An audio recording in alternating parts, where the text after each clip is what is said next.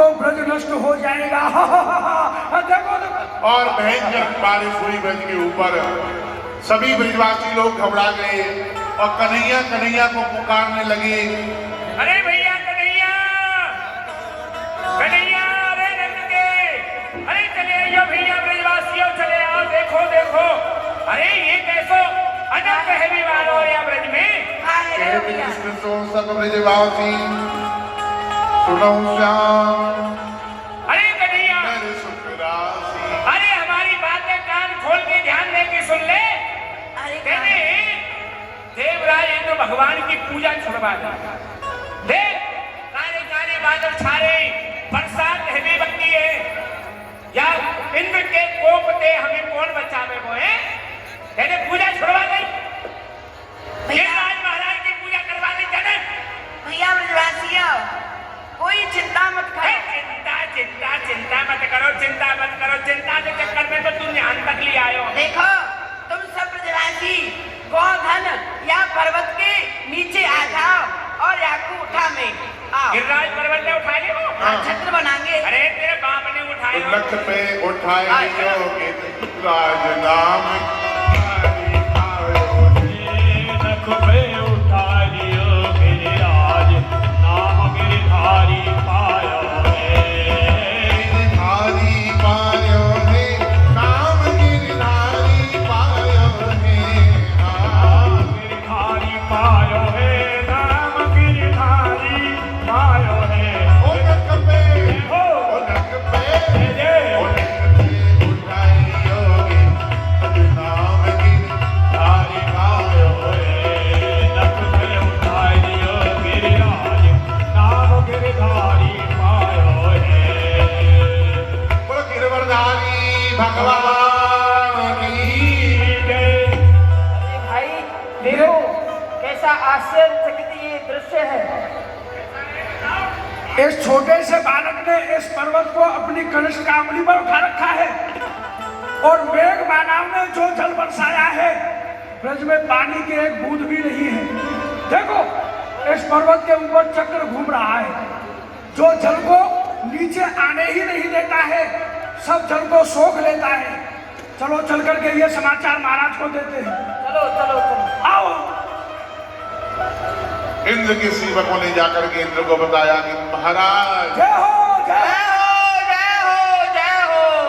बोलो, शेष कार्य के लिए भेजा, कार्य पूरा हुआ?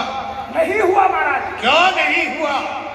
मेघ मानव ने जल बरसाया, लेकिन ब्रज में तो धूल उड़ रही है। क्या कहते हो? प्रलय काल की मेघमालाओं ने ब्रज के ऊपर छा करके 7 दिन 7 रात घनघोर बारिश की, फिर भी ब्रज में धूल उड़ रही है। कहाँ गया प्रलय का जल जो कि प्रलय काल की मेघमालाओं ने ब्रज के ऊपर बरसाया? कौन पी गया? महाराज हम अपनी आंखों से देख करके आए हैं। एक छोटा सा बालक है, उसने विशाल पर्वत को अपनी कनिष्ठ का अंगुली पर उठा रखा है और उस पर्वत के ऊपर एक चक्र घूम रहा है, जो जल को नीचे आने ही नहीं देता है, पूरे जल को सोख जाता है। आश्चर्य, महान आश्चर्य। छोटे से बालक ने 7 कोस के विशाल पर्वत को अपनी कनिष्ठ की उंगली पे उठा रखा है। पर्वत के ऊपर एक चक्र घूम रहा है। प्रलय काल का सारा जल चक्र में चला जाता है। इस कार्य को कोई मनुष्य नहीं कर सकता। सुरपति मन यह करत विचारा, बालक हे हे को अवतारा। छोटा सा बालक 7 कोस का पर्वत जिसने कनिष्ठ की उंगली पे उठा रखा है, बालक है या कोई अवतारी है? समझ में नहीं आता। बुद्धि कुंठित हो गई तुम्हारे शब्दों को, वाणी को सुन करके। आखिर में इतना महान विशाल कार्य करने वाली शक्ति कौन सी है?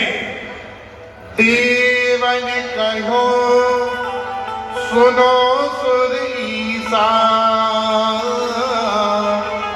प्रगट्यो है ब्रज ही वो ब्रह्म जगदीसा। हे ईश, हमें तो ऐसा आवेदन हो रहा है कि इस ब्रज में साक्षात वह ब्रह्म नारायण अवतार लेकर के आ चुके हैं। सत्य कहा, हमें भी याद आ गया वह समय जिस समय ये पृथ्वी अकुड़ा रही थी। घबरा करके हमारे समीप में आई, कहने लगी देवताओं रक्षा करो मेरी। यदि तुम देवताओं ने मेरी रक्षा नहीं की तो मैं रसातल को चली जाऊंगी।